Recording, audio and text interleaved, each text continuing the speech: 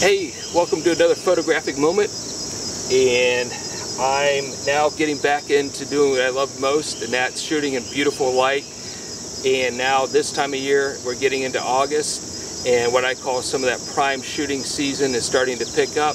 I do so much from about March all the way through the end of May, and then I slow down a bit because June and July here in Ohio, when it comes to nature and landscape photography, that sun gets a little bit too harsh, the light goes a little bit blah with the high humidity levels. And then in August, what happens is we get some of these clearer, more cooler mornings, and the light starts to turn a little bit better.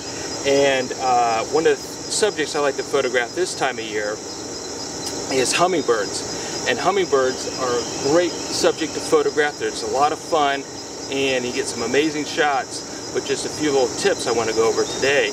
And where I'm at right now is the Wegerzyn Gardens Center, which is part of the Dayton's 5 River Metro Parks. And in Dayton, Ohio, we're really blessed to have these parks because they're just perfect locations for wildlife and landscape photography, macro photography with flowers, and we've got so many variety of parks to choose from to do this. This is one of the best when it comes to flowers, and especially hummingbirds. Also butterflies, some of the bigger butterflies are coming in this time of year, such as the monarchs and the swallowtails, and also other insects in these gardens. I love a cooler morning like this when you get some nice dew, clear, clean light.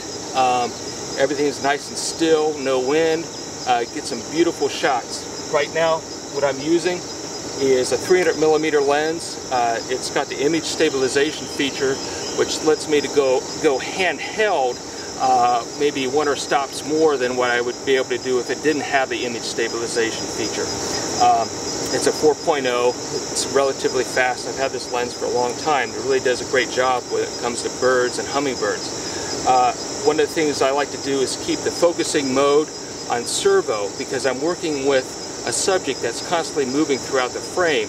The servo focusing mode tends to track with the subject rather than trying to go to a single frame focusing mode, which might lock in on a leaf or a flower while the subject's moving around, and I don't want that.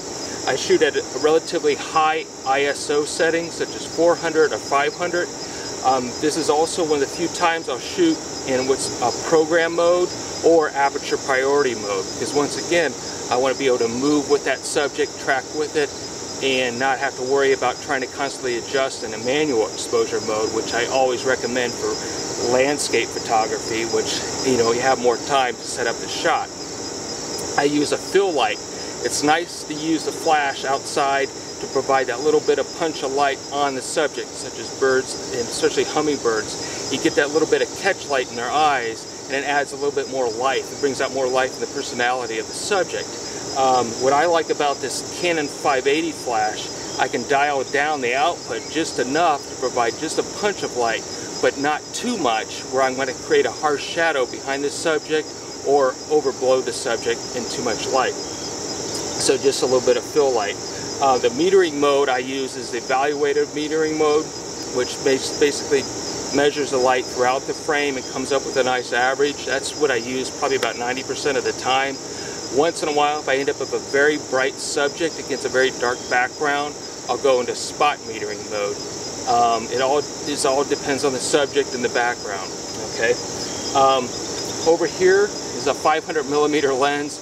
It's a monster. The only time I bring this out is when I usually do bird photography. It's not a lens that's friendly for carrying out in the field because it's so heavy. It goes, I think this is somewhere between 12 and 15 pounds. That's going to wear you down trying to carry this around all the time. To carry all this gear, I have a kind of a canvas radio flyer cart, and it's nice in a park like this. It's paved. I can just put everything in that cart and just push it around with me. It's right there available for me, so I'm not having to struggle with all this gear falling all over the place. Okay, so this 500mm, when I do go to this, I'll put this flash on. And what I like to also use is a flash extender. These are very affordable. I think this is called a Better Beamer. And what it does, it fits around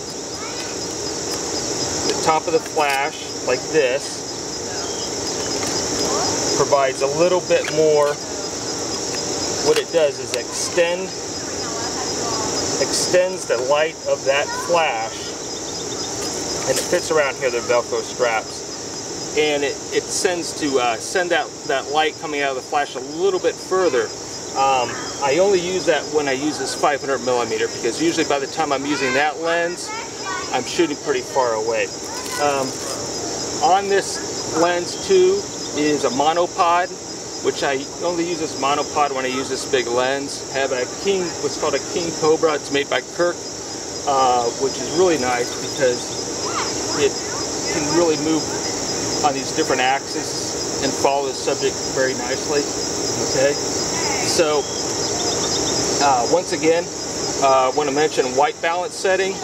On the camera, I use auto white balance because a custom white balance on the camera is with this type of light, where I'm working with shade, fill light, bright sun. Custom white balance is not going to work.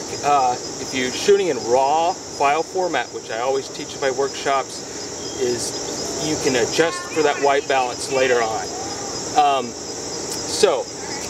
I also want to mention I got a great workshop coming up at the end of September, September 24th and September 25th, and it's going to be in Hocking Hills, and it's going to be a lot of fun because we'll be doing some of this bird photography. I'll be taking people out to my favorite locations in Hocking Hills and going over all the tips and techniques that I think are the best in getting great nature landscape images here in Ohio. So thank you again for this wonderful photographic moment, and I'm going to get back to shooting these hummingbirds, butterflies in this beautiful setting on a beautiful morning. Thank you.